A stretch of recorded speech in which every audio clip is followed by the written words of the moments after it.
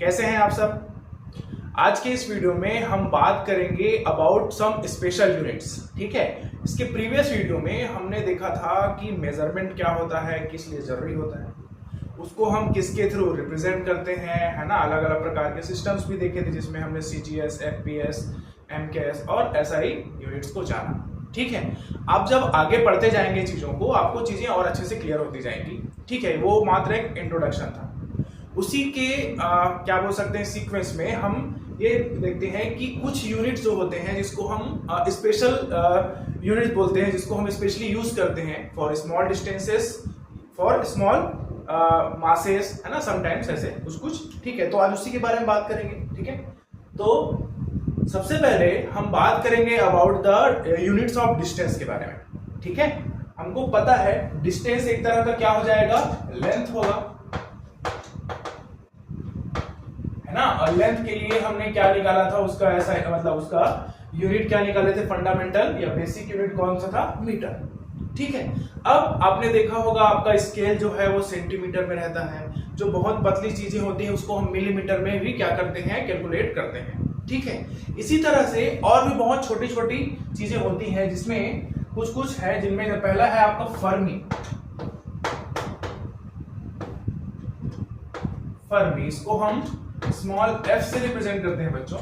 और एक फर्मी जो है वो 10 टू दी पावर -15 के बराबर होता है, -15 मीटर के बराबर। ठीक है, Fermi that is the smallest unit of distance, सबसे छोटा यूनिट होता है किसका, डिस्टेंस का। ठीक है, इसको जो है ना, एक फर्मी बराबर होता है 10 टू द पावर -15 मीटर। ठीक है, आपको याद रखना है कि ये यूज कहां पे होता है, ये न्यूक्लियर साइजेस को मेजर करने के लिए होता है। न्यूक्लियस जानते हैं ना, बहुत छोटा होता है। ठीक है, तो उसको उसका जो साइज होता है उसको रिप्रेजेंट करने के लिए हम फर्मी का उपयोग करते हैं। ठीक है, इसी तरह से दूसरा होता है एंगस्ट्रॉम।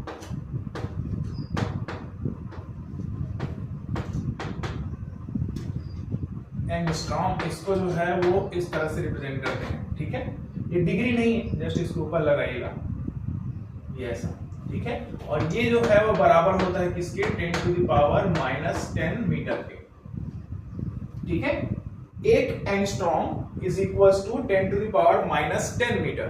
ठीक है, आपको याद रखना है कि एंगस्ट्रॉम ही ऐसा बोलेंगे स्मॉलेस्ट यूनिट है किसका, डिस्टेंस का, जिसके थ्रू हम वेवलेंथ ऑफ लाइट को क्या करते हैं, मेजर करते हैं। ठीक है, या ये बोल सकते हैं कि जो वेवलेंथ ऑफ लाइट है उसको रिप्रेजेंट करने के लिए हम एंगस्ट्रॉम का यूज करते हैं। ठीक है, इसके बाद इससे थोड़ा बड़ा यूनिट हो जाता है तीसरा, दैट इज नैनोमीटर।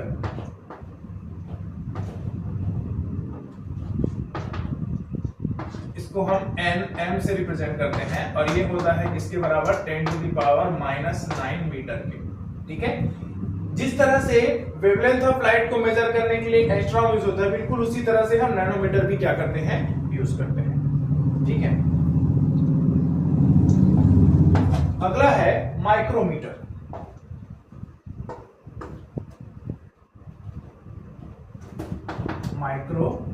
ठीक है, माइक्रोमीटर को इस तरह से μm से रिप्रेजेंट किया जाता है और ये होता है 10 टू द पावर -6 मीटर। ठीक है, अब ये जो माइक्रोमीटर है बच्चों, वो जो है वो माइक्रो ऑर्गेनिज्म के साइज को मेजर करने के लिए यूज होता है, किसमें, बायोलॉजी में। ठीक है, आप लोगों ने देखा होगा, क्लास 9 में पढ़ा होगा कि जो हेयर होता है ना, उसको हम माइक्रोन्स में काउंट करते हैं। साइज ऑफ द सेल को भी माइक्रोन्स में क्या किया जाता है, मेजर किया जाता है। ठीक है, तो आप इसको याद रखेंगे, these are the smallest या some smallest units of distance। ठीक है, फर्मी सबसे छोटा होता है। ओके, अब अगर हम बात करें लार्ज डिस्टेंसेस का, है ना, या फिर बोल सकते हैं बिग यूनिट्स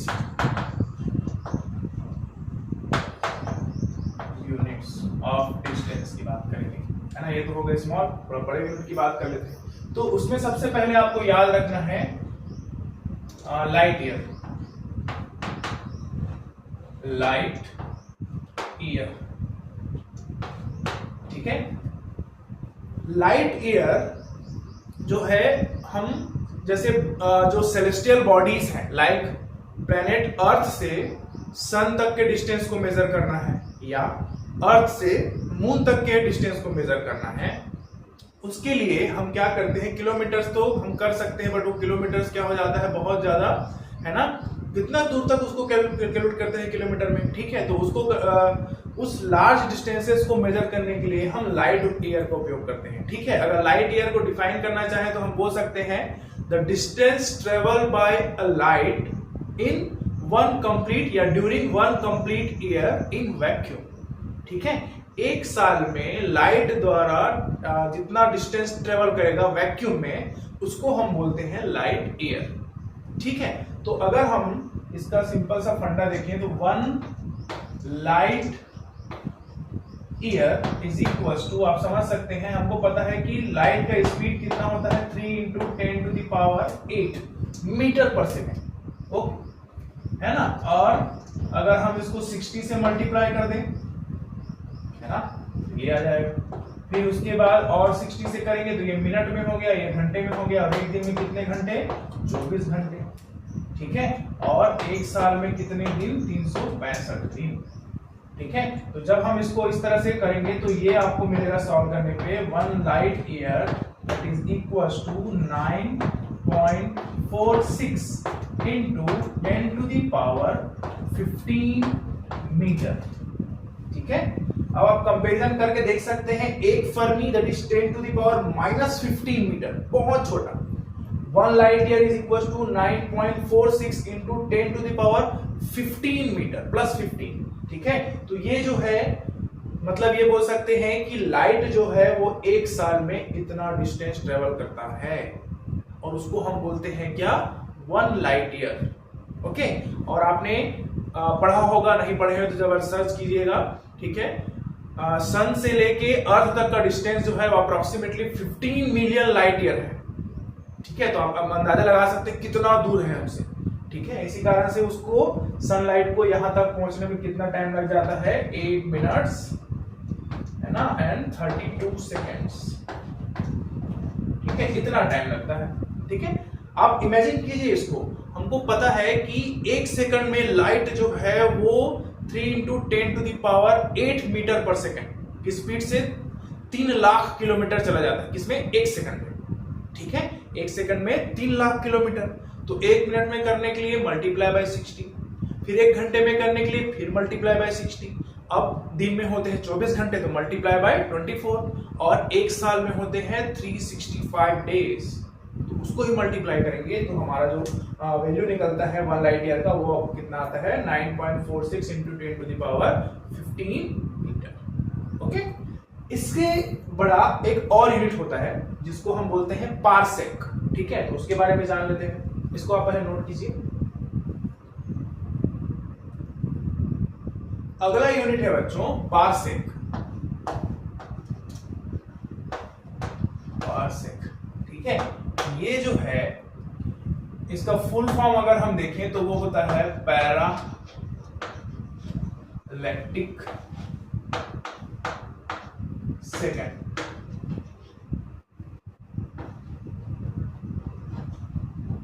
ठीक है, पैरा इलेक्ट्रिक सेकेंड्स, ठीक है। तो इसकी बात अब जब हम करेंगे तो 1 पारसेक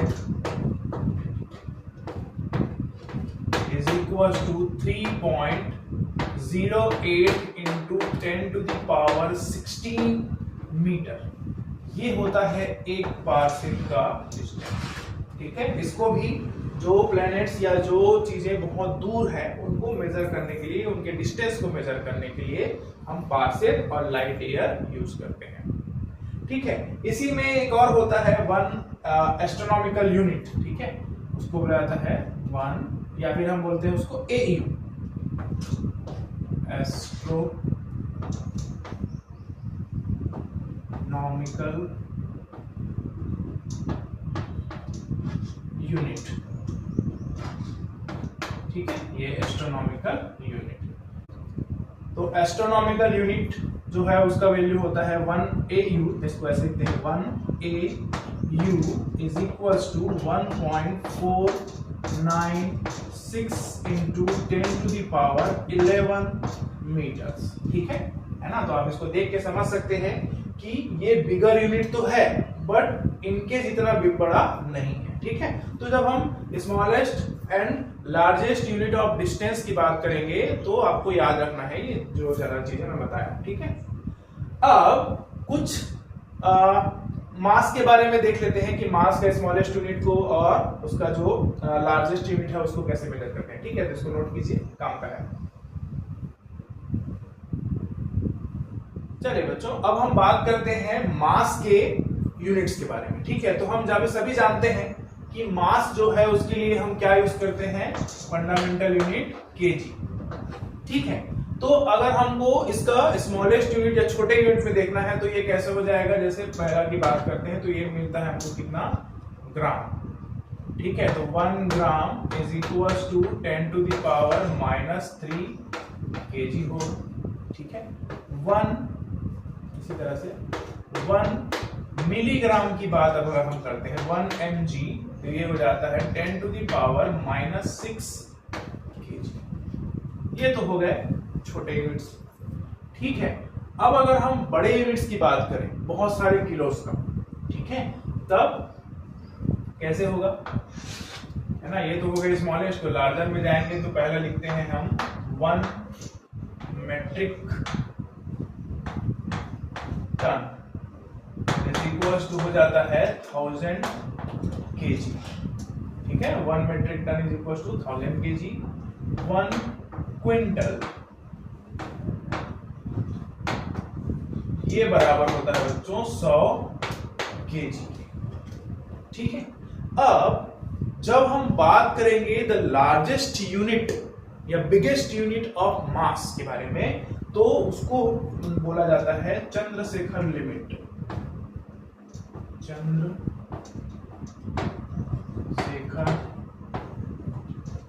लिमिट।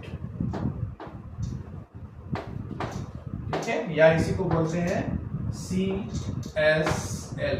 ठीक है, और ये जो है बराबर होता है 1.4 इंटू मास ऑफ द सन के बराबर है, सन। ठीक है, अब ये मास ऑफ द सन कितना निकलेगा, तो इसको याद रखेंगे 1.4 into 10 to the power 30 KG. ये जो है वो होता है किसका वैल्यू, 1 CSL का। CSL मतलब चंद्रशेखर लिमिट, जो क्या है, लार्जेस्ट यूनिट है किसका, मास का। ठीक है, नोट कीजिए इसको। चलिए बच्चों, एक नया टॉपिक समझते हैं जिसका नाम है डायमेंशनल फॉर्मूला। ठीक है, ये जो है आपके एग्जाम पॉइंट ऑफ व्यू से, चाहे स्कूल का एग्जाम हो चाहे आगे के कॉम्पिटिटिव लेवल का कोई भी एग्जाम हो, उसके लिए बहुत इंपॉर्टेंट हो जाता है। ठीक है, बेसिक से शुरू करके उसमें जो अच्छे जो जिनको हम जनरली पढ़ते पढ़ते इग्नोर कर देते हैं, है ना, ये नहीं आएगा, स्टीफन कांस्टेंट ये क्या होता है सर, वही से पूछा जाता है एग्जाम में। ठीक है, तो उसके बारे में कुछ चीजें डिस्कस करेंगे। आपके बुक्स में आप देखेंगे बहुत सारे क्लास 11th और क्लास 12th का पूरा टॉपिक का मिला के बहुत सारे डायमेंशन फॉर्मूला दिए हुए हैं। आज के इस वीडियो में हम सीखेंगे कि डायमेंशन फॉर्मूला होता क्या है, उसको बनाते कैसे हैं। ठीक है, तो चलिए उसके बारे में बात करते हैं। देखिए, जब हम बात करते हैं डायमेंशन फॉर्मूला का, ठीक है, तो डायमेंशनल फॉर्मूला जो है वो एक्चुअल में डिराइव्ड जो क्वांटिटीज होते हैं, ठीक है, डिराइव्ड जो क्वांटिटीज होते हैं उनको फंडामेंटल यूनिट्स में, जो फंडामेंटल यूनिट्स हम यूज करते हैं उसके सुटेबल पावर के फॉर्म में रिप्रेजेंटेशन ही क्या होता है, डायमेंशनल फॉर्मूला होता है। थोड़ा अजीब है, फिर से समझेंगे कि जब हम बात करते हैं कि जो डिराइव्ड फिजिकल क्वांटिटीज हैं उनके यूनिट्स को हम क्या करते हैं, फंडामेंटल फिजिकल क्वांटिटी या फंडामेंटल यूनिट्स के सुटेबल पावर के फॉर्म में क्या करते हैं, रिप्रेजेंट करते हैं, तब हम बोलते हैं उसको क्या, डायमेंशनल फॉर्मूला। ठीक है, जैसे अगर हम एग्जांपल के तौर पे समझें, हमको पता है लेंथ जो था हमने कल डिस्कस किया था, एक फंडामेंटल क्या था, फिजिकल क्वांटिटी था जिसका फंडामेंटल यूनिट क्या था, मीटर। इसी तरह से बच्चों अगर हम एरिया की बात करें तो एरिया जो है वो एक डिराइव्ड क्वांटिटी है। कैसे डिराइव्ड क्वांटिटी है? ये लेंथ इनटू ब्रेड्थ को मल्टीप्लाई, मतलब जब लेंथ और ब्रेड्थ को मल्टीप्लाई करते हैं तब हमको क्या मिलता है? एरिया।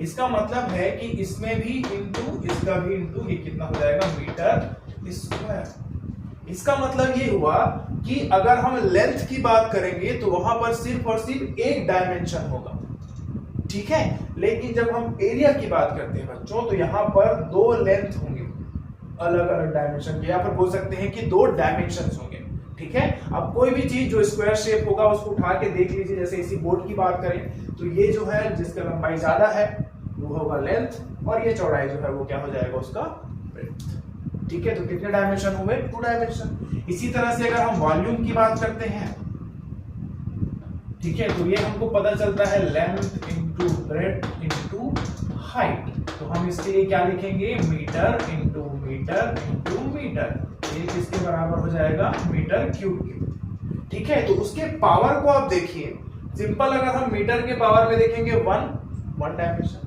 यहां पर क्या हो गया? 2 डायमेंशन हो गया, और इसमें क्या हो जाएंगे? 3 डायमेंशनल, है ना। इसी तरह से चीजें जो है वो क्या होती जाती हैं, आप रिप्रेजेंट करते हैं, उसी को हम बोलते हैं क्या? डायमेंशंस, ठीक है, डायमेंशनल फॉर्मूला, ठीक है। इसको रिप्रेजेंट करने के लिए हम बेसिकली मास, लेंथ और टाइम को यूज करते हैं, जिसको कैपिटल लेटर्स में लिखा जाता है MLT, यस, और स्क्वायर ब्रैकेट में लिखा जाता है। कभी भी डायमेंशनल फॉर्मूला आप देखेंगे वो स्क्वायर ब्रैकेट में ही लिखा रहेगा, और हमेशा जो यूज होता है MLT वो कैसे होता है? आपका कैपिटल लेटर्स में लिखेगा। M stands for mass, length and time, ठीक है। जब हम और दूसरे नेक्स्ट क्लास में जाएंगे, क्लास 12th में, तो वहां पे हमारे पास आएगा इलेक्ट्रिसिटी वाला चैप्टर, वहां पे इसमें एम्पियर जुड़ता है, केल्विन आता है, ठीक है। तो चीजें जो है वो चेंज होंगी, पर अभी जब हम सीख रहे हैं कि कैसे हम डायमेंशनल फॉर्मूला बनाते हैं, ठीक है, तो हम शुरू करेंगे बेसिक से, ठीक है। तो आपको ये याद रखना है, डायमेंशनल फॉर्मूला जो है वो डिराइव्ड यूनिट का, या बोल सकते हैं, सॉरी, डायमेंशनल फॉर्मूला जो है वो डिराइव्ड फिजिकल क्वांटिटी को, है ना, फंडामेंटल यूनिट्स के सुटेबल पावर में रिप्रेजेंटेशन होता है, ठीक है। उसको हम क्या बोलते हैं? डायमेंशनल फॉर्मूला, ठीक है। अब कैसे बनाते हैं उसके बारे में बात करते हैं। तो बहुत बेसिक से हम क्या करेंगे बच्चों, उसको स्टार्ट करेंगे, ठीक है। आपको पहले याद रखना है सबसे मेन इंपॉर्टेंट चीजें, कि जो MLT लिखेंगे वो हमेशा कैपिटल लेटर्स में रहेगा, और always written in the square bracket, square bracket के अंदर। अगर स्क्वायर ब्रैकेट नहीं लगा है यहाँ, मतलब आपका डायमेंशन फॉर्मूला। चलिए कुछ डायमेंशन फॉर्मूला बनाने सीखते हैं। जैसे हम बहुत बेसिक सी चीजों से स्टार्ट करते हैं। हमारे पास एक डिराइव्ड क्वांटिटी ले लेते हैं, वॉल्यूम। अब आप बोल सकते हो कि वॉल्यूम जो है वो डिराइव्ड क्वांटिटी है, क्यों? क्योंकि ये 3 बार मतलब लेंथ को मल्टीप्लाई करेंगे तब हमको मिलता है, तो हम इसके लिखते हैं क्या? Metre cube. अब डायमेंशन फॉर्मूला बनाएंगे तो हम लिखेंगे यहां पर M L और ये T, ठीक है। ये समझ में आ गया, मास, लेंथ, टाइम। अब यहां पर देखेंगे मास है क्या? नहीं। लेंथ है क्या? हाँ, लेंथ के पावर में कितना है? 3, तो इसको लगा देते हैं, ठीक है। टाइम दिख रहा है क्या? नहीं, तो यहाँ पर टाइम नहीं है, तो यहाँ पर मास नहीं था तो इसके पावर में भी क्या हो जाएगा? 0, इसके पावर में भी क्या हो जाएगा? 0। ये बन गया वॉल्यूम का डायमेंशन फॉर्मूला, ठीक है। जो चीजें, जो फंडामेंटल यूनिट है उसी को हम यूज करेंगे, और उसके पावर में अगर जो चीज लिखा है उसको बस उसमें क्या करेंगे? लगाते रहेंगे। इसी तरह से हम बात करते हैं स्पीड का। स्पीड आप सभी लोग जानते हैं, डिस्टेंस अपॉन टाइम होता है, डिस्टेंस अपॉन टाइम, ये हमने बचपन से पढ़ा हुआ है। डिस्टेंस के लिए अगर हम लिखेंगे तो ये होता है मीटर, और टाइम के लिए हम लिखते हैं क्या? सेकंड। क्या हो गया? मीटर पर सेकंड, ठीक है। इसके डायमेंशन फॉर्मूला की बात करेंगे तो पहले हम स्क्वायर ब्रैकेट में पहले क्या लिख लेंगे? M L और ये T को हम लिख लेंगे, ठीक है। अब यहां पर देखेंगे मास है क्या? इसमें कहीं पर केजी लिखा है? नहीं लिखा है, केजी नहीं है ना, तो यहां पर क्या हो जाएगा? ये 0, ठीक है। L यहां पर है आपका मीटर है, तो मीटर के पावर में कितना है? 1, तो यहां पर आप 1 लिख सकते हो, नहीं लिखोगे तब भी चलेगा, ठीक है। अब इसको देखिए, ये सेकंड जो है वो नीचे है, अगर इसको ऊपर ले जाएंगे तो सेकंड का पावर क्या हो जाएगा? -1। या इसी को हम इस तरह भी लिख सकते हैं, कहीं कहीं पे आपके बुक में लिखा रहेगा ms⁻⁻1। तो यहाँ पर अगर -1 है टाइम के लिए, तो यहाँ पर भी क्या हो जाएगा -1। ठीक है, तो अगर आप देखेंगे कि डायमेंशन फॉर्मूला फॉर स्पीड वो क्या बनता है, LT-1। ठीक है, अगर m लगाए हैं तो m0 LT-1 ऐसे पढ़ते हैं। ठीक है, देखो सिंपल है बहुत। ठीक है, एक दो और बना के देखते हैं। ठीक है, अब बात करते हैं एक्सीलरेशन के लिए। स्पीड तो देख लिए,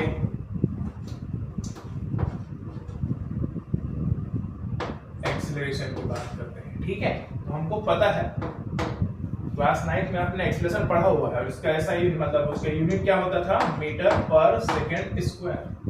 ठीक है, क्या होता था, मीटर पर सेकंड स्क्वायर। ठीक है, तो जब हम बात करते हैं मीटर पर सेकंड स्क्वायर, या इसको हम ऐसे भी लिख सकते हैं ms-2 लिख सकते हैं ना। ठीक है, तो अगर ऐसे लिख देंगे तो ये क्या हो जाएगा, इसके लिए हम फिर डायमेंशन फार्मूला बनाएंगे, तो ये हो जाएगा m l और ये t। ठीक है, अब यहाँ पर kg नहीं लिखा है, मतलब मास का वैल्यू क्या है, 0 है।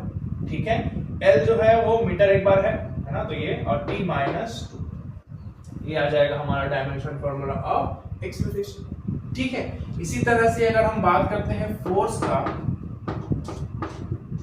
फोर्स की बात करेंगे बच्चों, तो फोर्स के लिए फॉर्मूला क्या होता है, मास इनटू एक्सीलरेशन, और ये क्या होता है, kg। अब इसके लिए क्या लिखेंगे, मीटर पर सेकंड स्क्वायर। ठीक है, अब डायमेंशन फार्मूला आप चाहे तो बना सकते हैं।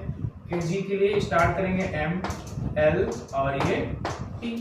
ठीक है, तो kg के पावर में यहाँ पर भी 1 है तो इसमें 1, l के पावर में 1 है तो यहाँ पर भी 1, और यहाँ पर -2 है तो यहाँ पर क्या लगाएंगे, -2। ठीक है, तो अगर हम बात करें फोर्स का डायमेंशनल फार्मूला क्या होगा, mlt-2। ठीक है, इस तरह से आप जितना भी फिजिकल क्वांटिटी है, डिराइव्ड फिजिकल क्वांटिटी, उसको डायमेंशन फार्मूला के फॉर्म में रिप्रेजेंट किया जा सकता है। ठीक है, जिसका डायमेंशन होगा उसको। ठीक है, अब इसी में अगर हम वर्क की बात करें, वर्क की बात करते हैं बच्चों, तो वर्क के क्या लिखते हैं, फोर्स इनटू डिस्प्लेसमेंट लिखते हैं। ठीक है, तो फोर्स का यूनिट क्या था, देखो kg मीटर पर सेकंड स्क्वायर, इसमें डिस्टेंस और डिस्प्लेसमेंट के लिए भी मीटर ही होगा, मल्टीप्लाई कर दो तो ये हो जाएगा kg मीटर स्क्वायर पर सेकंड स्क्वायर लिख सकते हैं बिल्कुल। अब इसको देख के आपको क्या करना है, इसका डायमेंशन फार्मूला बनाना है, m l t, ये इस तरह लिख दिए। m यहाँ पर देखिए kg है तो एक बार, मीटर में 2 बार लगा हुआ है तो ये हो जाएगा ऐसा, और t में क्या हो जाएगा, -2। ठीक है, नीचे भी लिखा रहेगा तब भी आप समझ सकते हैं, नीचे से उसको ऊपर ले जाएंगे तो पावर जो है वो क्या हो जाएगा, पॉजिटिव से negative, basic laws of exponent लगेगा। ठीक है, तो ये क्या हो जाएगा, ml2t-2। ठीक है, तो इस तरह से आपके बुक में जितना भी डायमेंशनल फार्मूला दिया हुआ है उसको क्या कीजिए, देखिए उसका फॉर्मूला दिया हुआ है, उसके बेसिस पे चीजों को बनाने की कोशिश कीजिए। ठीक है ना, उसमें आप देखेंगे कि कुछ कुछ फिजिकल क्वांटिटीज ऐसे हैं जिनका डायमेंशनल फॉर्मूला सेम है बट नेचर अलग है।